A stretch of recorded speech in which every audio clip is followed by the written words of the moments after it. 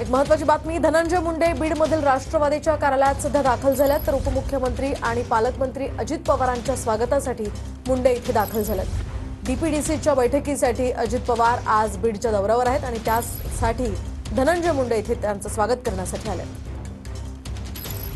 आपण पाहतोय सध्या धनंजय मुंडे बीडमधील राष्ट्रवादीच्या कार्यक्रमाला दाखल झालेले आहेत। अधिकची माहिती आपण जाणून घेऊयात आमचे प्रतिनिधी महेंद्र मुधोळकर यांच्याकडून। महेंद्र, काय सांगाल, नेमका कोणता कार्यक्रम आहे? महत्त्वाचं म्हणजे अजित पवार इथे येतात का? अधिकचे अपडेट्स। मोहिनी, जर पाहिलं गेलं तर पहिल्यांदाच असं होतं की बीडमध्ये जे पालकमंत्री पद जे आहे ते राज्याचे उपमुख्यमंत्री अजित पवार यांनी जे आहे पालकमंत्री पदाची धुरा सांभाळलेली आहे आणि त्यांचा आजचा पहिलाच दिवस आहे। पालकमंत्री पद मिळाल्यानंतर अजित पवार जे आहे ते पहिल्यांदाच बीड दौऱ्यावरती आहेत आणि त्याच दौऱ्यामुळे आता जर बघितलं गेलं तर धनंजय मुंडे असतील, विजयसिंह पंडित असतील, हे सगळे जे मंडळी आहे, लोक आहेत, त्यांच्या स्वागतासाठी सध्या बीडच्या राष्ट्रवादी काँग्रेस पार्टी च्या कार्यालयासमोर जे आहे ते अजित पवार यांचं स्वागत करण्यासाठी सध्या उभे असल्याचं आपल्याला पाहायला मिळते। आज जिल्हा नियोजन समितीची बैठक आहे आणि या बैठकीतून संपूर्ण जो जिल्हा आहे त्या जिल्ह्यामध्ये जे काही नियोजन असतं त्याचा जो निधी आहे त्या संदर्भात जी हे आहे ती बैठक आहे आणि याच अनुषंगाने जर बघितलं गेलं तर पहिल्यांदाच अजित पवार जे आहे ते बीड दौऱ्यावर आहेत।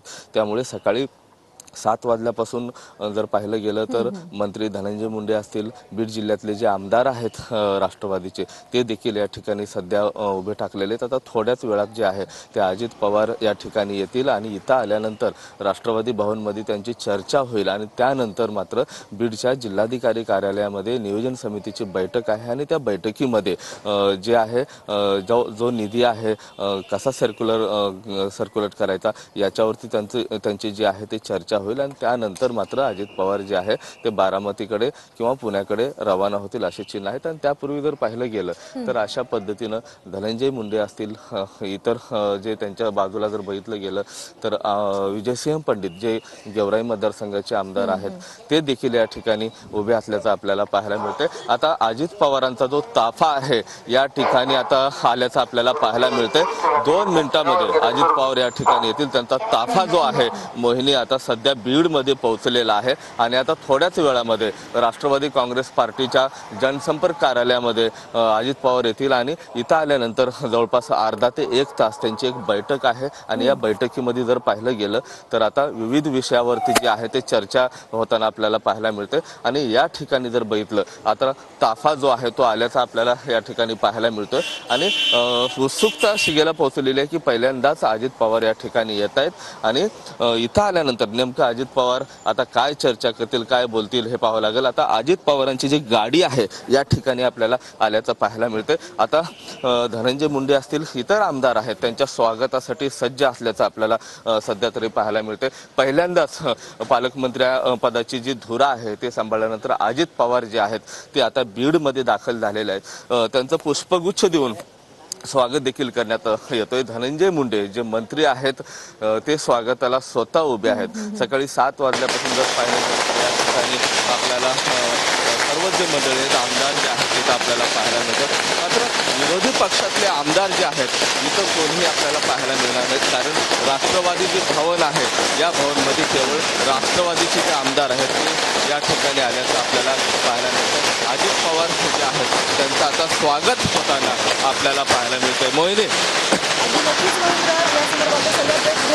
आपण पाहतो या ठिकाणी अजित पवारांचं त्यांच्या या सगळ्या नेत्यांकडून, पदाधिकाऱ्यांकडून, कार्यकर्त्यांकडून स्वागत केलं जात आहे। बीडमध्ये पालकत्व स्वीकारल्यानंतर आता अजित पवार हे आलेले आहेत। डीपीडीसीच्या बैठकीसाठी अजित पवार बीडमध्ये दाखल झालेले आहेत आणि त्या ठिकाणी महत्त्वाचं म्हणजे धनंजय मुंडे हे सुद्धा आलेले आहेत। धनंजय मुंडे यांच्याकडून अजित पवारांचं पुष्पगुच्छ देत स्वागत करण्यात आलेलं आहे। या ठिकाणी विजयसिंह पंडित सुद्धा आहेत आणि यासोबतच पंकजा मुंडे सुद्धा या ठिकाणी उपस्थित राहणार होत्या, मात्र त्या इथे येऊ शकल्या नाहीयेत। सध्या धनंजय मुंडे यांच्याकडून अजितदादा यांचं स्वागत केलं जात आहे आणि काहीशी चर्चा होते। डीपीडीसीची आज बैठक बीडमध्ये पार पडणार आहे आणि त्या बैठकीमध्ये नेमके कोणते निर्णय होतात, जिल्ह्याच्या विकासासाठी किती निधी वितरित केला जातो ते सुद्धा कळणार आहे।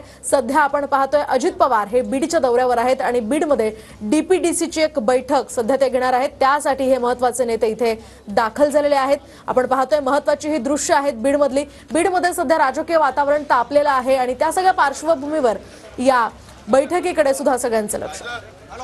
आपण पुन्हा एकदा जाऊयात आमचे प्रतिनिधी महेंद्र मुधोळकर यांच्याकडे. महेंद्र, काय सांगाल, काय आणखी अधिकचे अपडेट्स या संदर्भात?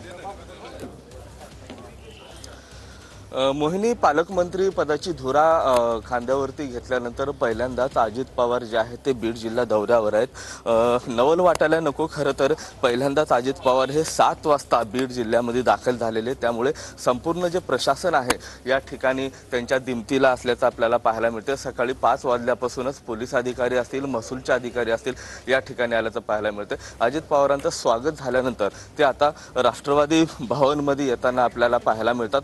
राष्ट्रवादी भवन आहे त्यामुळे साहजिकच आहे मोहिनी की इतर पक्षाचे आमदार असतील किंवा इतर खासदार असतील या ठिकाणी येणार नाही. त्यांच्या पक्षाचं हे कार्यालय आहे आणि या ठिकाणी त्यांच्या बैठकीचं आयोजन आहे. आता थोड्याच वेळामध्ये पंकजा मुंडे देखील या ठिकाणी बीडमध्ये पोहोचतील. मात्र पंकजा मुंडे ह्या बघितलं गेलं तर बीडच्या अधिकारी कचेरी कार्यालयामध्ये या ठिकाणी येण्याची त्यांची मोठी शक्यता आहे.